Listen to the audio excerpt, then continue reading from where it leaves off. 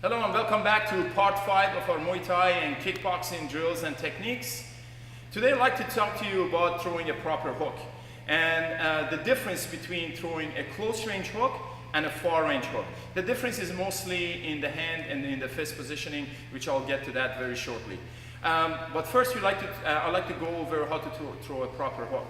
Alright, so what you want to do first is you want to go into your stance and you want to make sure you just get a feel of the rotation of your shoulders and hips. Like I talked about in part 3 and 4, talking about jab, talking about punches, how to make sure you throw your hips and your shoulders to make sure you get maximum reach. This would also give you a good flow when you're throwing your combinations.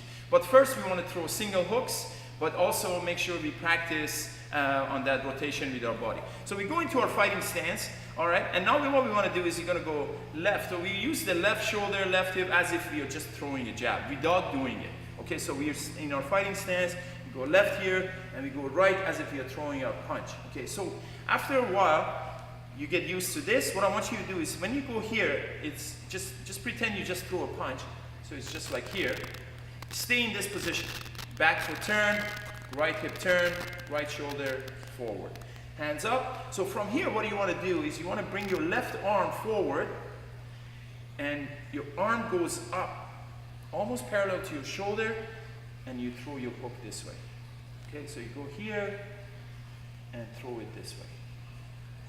Now, this is more like a close range hook. So in a close range hook, what I want to do is I want to make sure that my fist, my knuckles are facing that way and going this way, as if I'm doing a punch this way, and my palm is facing the ground. Okay, this is very important for Muay Thai practitioners because if there is an elbow in your fight, or also some MMA fighters, if there is an elbow in your fight, you can easily turn this hook into an elbow. Okay, so you go here, elbow joint right here, you can follow up the hook by a nice elbow.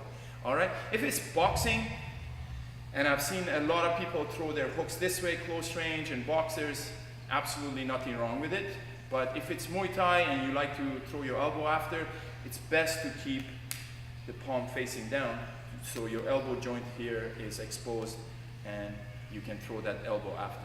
Okay, the other difference is in your front foot. Okay, a lot of people say, oh, I need to turn my body, I need to turn my foot on that hook. Again, there is nothing wrong with it if you're really close to your target and you just want to throw the hook, or if you're a boxer, that's fine. But in Muay Thai, and kickboxing, because kicks can follow after, if you turn too much, then it's going to take time for me to bring my right kick and throw a kick. So what I want to do is I want to make sure I get maximum rotation from my hip and with my core, so I can throw that power and then I can follow up with the kick. So it makes the whole transition very quick. All right, now we go into throwing a far range hook. So if I'm throwing a far range hook, I don't want to have my hand the same position I had for my close range. Because the target is further away from me, what I want to do is have my hand now in the opposite position. That means my palm actually is facing my face. Okay, elbow again up, and I throw the hook this way.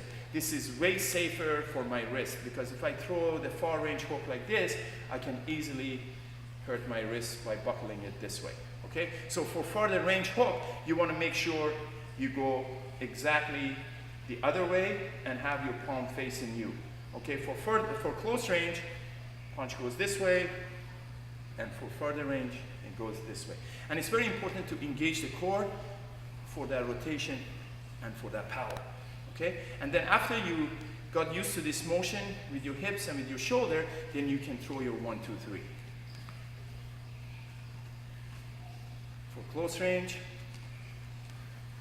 for far range. It's very important to know your hand positioning and your body. So do a lot of practice with this to get comfortable. So when you're practicing on pads, on the bags, or with your sparring partners, you're doing it properly and you don't hurt yourself. All right, thanks again for joining me today. I'd like to thank our sponsors, KimoraWear.com and Tap Account, and we'll see you next time.